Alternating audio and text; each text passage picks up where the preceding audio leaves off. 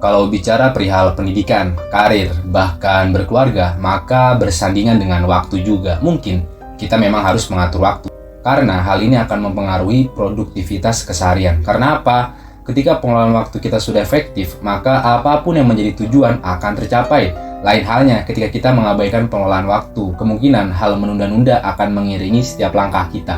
Dan ini akan menghambat proses kita dalam mencapai suatu tujuan.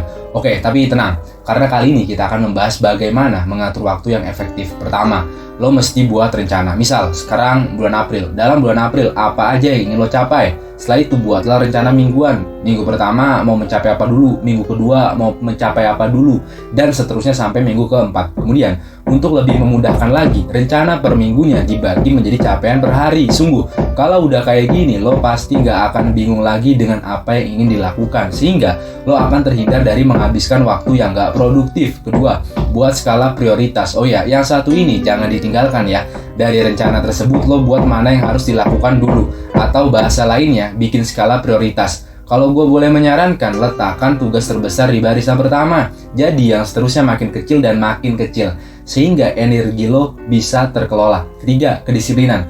Gue rasa hal ini lo pasti tahu, sesuatu yang telah direncanakan apabila tidak dengan kedisiplinan pasti terbengkalai. Untuk itu, disiplin diri memang perlu dilatih secara terus-menerus. Ketika lo mulai malas, lo mesti bangkit lagi. Ketika lo mulai malas lagi, lo mesti bangkit lagi. Lama-kelamaan lo akan terbiasa dengan proses pencapaian tersebut. Keempat, evaluasi. Oke, ini langkah yang nggak boleh ditinggalin. Meskipun rencana yang lo buat adalah rencana pribadi, evaluasi juga harus dilakukan. Bener deh, jarang setiap proses yang kita lalui bersih dari segala kekurangan. Untuk itu, setiap 2 minggu atau setiap bulan juga boleh, lo bisa melakukan evaluasi terhadap proses lo menjalani ini atau proses lo dalam mencapai impian. Sehingga proses yang lo lakukan ke depannya makin baik juga makin efektif.